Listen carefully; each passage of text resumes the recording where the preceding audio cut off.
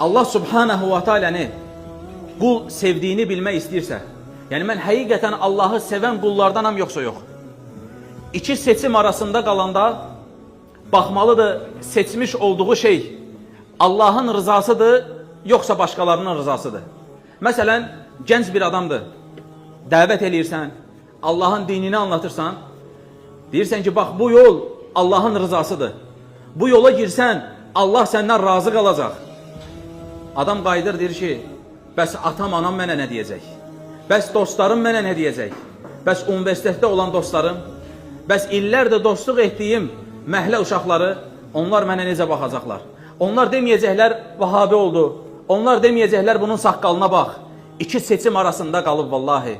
Ya Allahın rızası, ya insanların rızası. İki seçim arasında qalanda qul Allahın rızasını seçə bilirsə, madəm bu Allahın rızasıdır, madəm bu Allahın istəyidir, mən Allahın istəyini seçirəm deyə bilirsə, bu qul Allahı sevən qullardandır.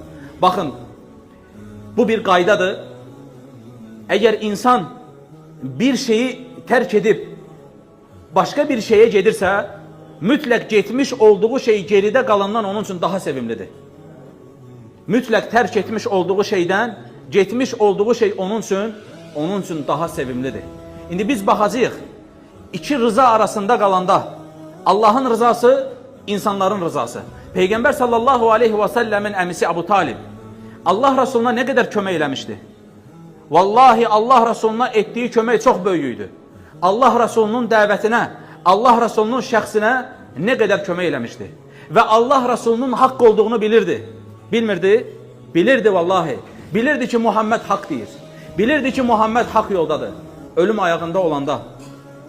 Peyğəmbər sallallahu aleyhi və səlləm gəlir, deyir ki, şəhadət gətir, qiyamət günü sənə bir şeylər qatsın. Abu Talib ətrafına baxır və dönüb ona deyirlər ki, sən atalarının dinindən üst çevirmək istəyirsən.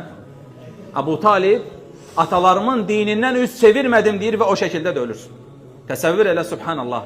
İnsanların rızası və Allahın rızası. İnsanların rızasını bəsitə almayın. Deməyin ki, nə var ki burada? İnsanların rızası keçmək olur. Vallahi insanlar keçə bilmir. Haqq olduğunu bilirdi. Allahın oduna getdiyini bilirdi.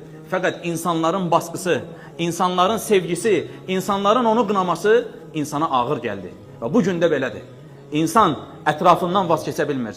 Sevdiklərindən vaz keçə bilmir. Dostlarından vaz keçə bilmir.